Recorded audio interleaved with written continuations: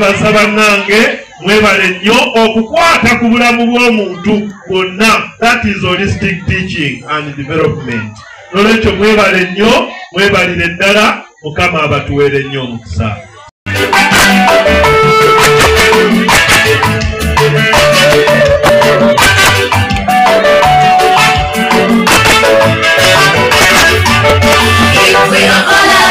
Soboka mukama kusaba onkoleleze nesisobola muyambe bingi nebitasoboka sonyiwa obunafu bw'emitima egitasiiba abafudde banjize n'okuuma sonyiwa obunafu bw'amaaso agatabiraba mukama kange olusiko luna kalimba nekawayiriza ingalosange ekyafu serumba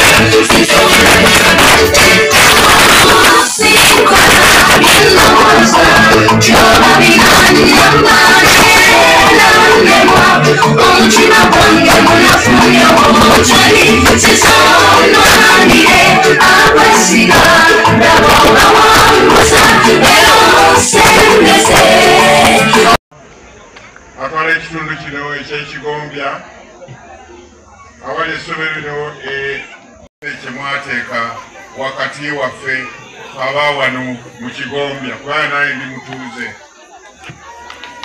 Mwebali nnyo, mwebalire ddala okutuwa ekirabo ekyenkamidde wano mu makati gaffe. High school eriri mu kitundu kino ekyekigombya wakati mu busumba buno obwe Dandira naye ate mu kkanisera y'Ekigombya nga tuzze okufuna omukisa guno okulaba ku bikolebwa wano oba ebikoleddwa ebiteereddwawo. Kya muwendo nnyo essomero okuliteeka wano wakati mu ffe, ate nsanyusa okulaba ng'abazadde bazze okulaba ebitone by'abaana nga babyolesa gye tuli ng'abazadde n'ekitundu. Era twagala okwebaza ba directors naddala omukulu Ivan Kibira ne mukyala we Ruth okuwaayo omuwendo. Bandibadde bakola ebirala ne babiteeka wakati waffe. Ebino bye tukoola abantu abalala bangi mu nsi balabe ebintu ebinaagasa abalala era babiteeke mu maaso g'abantu baganyulwe. Omulimu tuleke kulekera oba gavumenti oba ekkanisa oba ebitongole ebirala naye n'abantu tekinnoomu okwerekereza kubanga abantu beerekereza. N'olwekyo tusanyuka kubanga kibaddewo. Tusoboka okukuuma ekitundu essomero lyaffe lino ng'ekintu eky'omuwendo, obutakiragajjalira, obutakityoboola, obutakifaafaganya, wabula tukikozese kiyambe abalala. Okusookera ddala amannya agange nze Kibira Ivan nga nze director oba omutandisi w'essomero lino eriyitibwa Namruth High School erisangibwa Mukono mu Kigombya. Olunaku olwaleero tubadde ba mukisa okuba nti nno abaana baffe boolesezza ebitone nga bakoze omukolo oguyitibwa ogwa music, dance and drama. Tugita Namruth High School Performing Arts. Abaana muboolesezza ebitone mu kuyimba, mu kuzina, mu kuzannya katemba n'ebitone ebifaanana bwe bityo.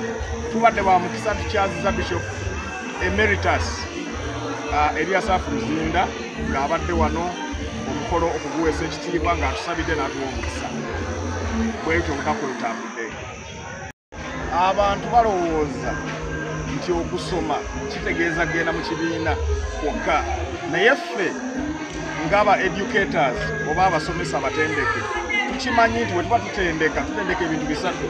Tutendeka omutwe, eziyisa cognitive abilities, tutendeka emikono, psychomotor bwe tumuyita oyo, ne tutendeka ne omutima, affective domain. Kakati mu kutendeka omutima tulina ebintu nga okuyigiriza abaana empisa, okuyigiriza abaana okutya Katonda, Kakati mu kutendeka emikono gino gibira sakomota mulimu n'ebintu ebyo ebyokwolesa ebitono. Abaana bakozesa emibiri gyabwe, bakozesa emitwe gyabwe, ne buli kitundu kyonna ekyokubiri okulaba nti boolesa. Abazadde baali balowooza nti okusindika omwana ku ssomero kitegeeza kutugiza bya mu kibiina kyokka, naye ensangi zino tulabye abantu bangi nnyo abayiseemu nga bakozesa bitone ebweru w'eggwanga ne munda mu ggwanga muno nga bamanyikiddwa era ne bagaggawala nnyo lwako bakozesa ebiki ebitone. Actually abamu bafunye n'amannya ne batuuka n'okuvaayo okwesimba mu bifo ebyobuvunaanyizibwa nga bakozesa amannya ge bazze mu bitone. N'olwekyo ffe ng'aba Namutha High School twewaayo, Namutha High School abasenga wane mukono mu Kigombya, twewaayo okuyigiriza abaana omwana ave mu ssomero nga yenna akuze, ng'akuze mu ndowooza, akuze mu mpisa, akuze mu kutya Katonda, n'ekitone nga kikoze ki nga kikuze. Era nze ngamba nti omuzadde yenna n'aleeta omwana we wano, omwana wabanga alina ekitone nga yandyetaaze okukikulaakulanya bino erisobola okukola ekyo, kubanga tukola ebitone ebyo ebyokuyimba, kuzannya katemba, music, dance and drama, okusamba omupiira, debate, tutendeka n'abakulembeze. Kubanga bw'oba temukoze debate, abaana banayiga batya okwogera eri abantu, abaana banayiga batya okubaganya ebirowoozo mu ggwanga lyabwe. Kubanga ekimu ku bigendererwa byaffe oba gye bayita core values, tulina core values nga patriotism, naye core values nga integrity, leadership. We nasomera namanya nti okusomesa kintu omuntu kyewaayo okuweereza nga ffe abaawulibwa, kubanga ffe tukiyita call, buweereza. Si mulimu okujjangu ng'okiyingidde tokyagala, mpozi lw'oyinza okuleetera bw'oteekawo embeera eyo erumya naddala okudibaga abaana. Kuba kati kiseera kya bibuuzo, omuntu okwediima kati nze kitwala ekirasaanira eryo ddembe lya muntu. Naye mu kiseera timing, kankyogere mu Lungereza, timing ndowooza nkyamu y'ekiseera kino. Mpozi okukiteekawo okake ate abagamba bakama abo okuwa. Naye okwediima wabaawo okunyigirizibwa, batugamba nti ekyo kirungi, naye ng'omuntu alina amagezi okirowoozaako. Sigamba nti mpagira okunyigiriza abasomesa bafune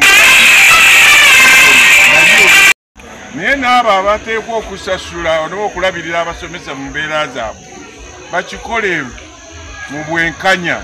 Kigenderedde ogamba mu bwenkanya, mu basomesa muleme kubaamu byana na baana.